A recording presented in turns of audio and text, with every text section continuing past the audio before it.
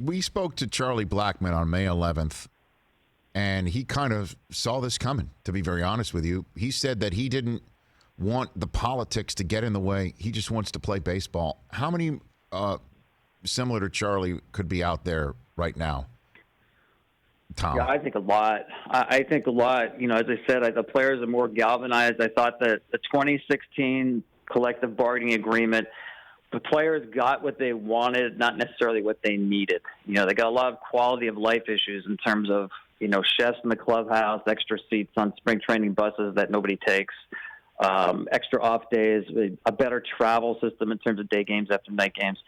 But the economic system really wasn't in their favor. There wasn't a big, huge jump in the minimum salary or especially the competitive balance tax thresholds. So I think the fact that they saw just actually a year later than that they didn't do great economically out of that CBA.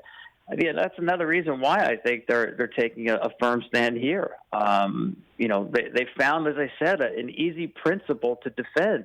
And that is, as their negotiator, Bruce Meyer, says, a day's pay for a day work. And it's very easy for them to stay together on that issue. So, Tom Verducci here, Sports Illustrated, Fox Sports, MLB Network Insider. What are the odds that all the players will say yes? Then let's go. That you know, just tell us when and where we want to play baseball. But, you know, showing up in August and playing, you know, 2-3 months and not even knowing what the health and safety protocols are yet. I mean, what's the chance that some players that we'll see 2/3 of the Dodgers take on 1/3 of the Angels, you know, in a freeway series? It's a question. I think you will see some players who just have too much of a medical risk to come back, either to themselves or their families.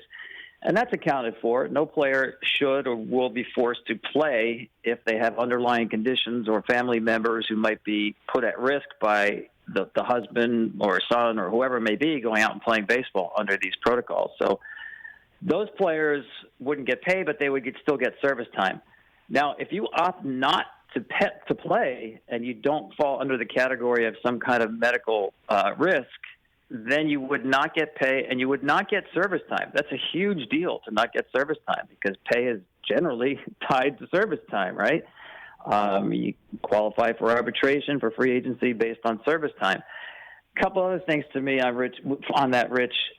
You're also defying your teammates because the majority of players want to play. This is what they do. It's very finite careers. They might not like how they got to a 48-game season, but they want to play baseball. And there's so much, I'll call it peer pressure, but clubhouse influence, that your buds are there playing ball and training for a season and you don't want to come back because you think the season's not worth it because it's not long enough. That's a tough position to defend to your teammates, forget publicly. But I also think the message you send to fans is you as a player regard this season as so insignificant, it's not worth your while to play. Why, as a fan, should I then care myself about it if you don't care enough to play? So I understand there's thought that it's not a legitimate season. It's too short to really have meaning. Why would players want to play? Bottom line is, man, they're baseball players. This is what they do for a living. You can't get these games back. Once they're gone, they're gone. Hey, you watched all the way to the end. Thanks for that. Watch more right here.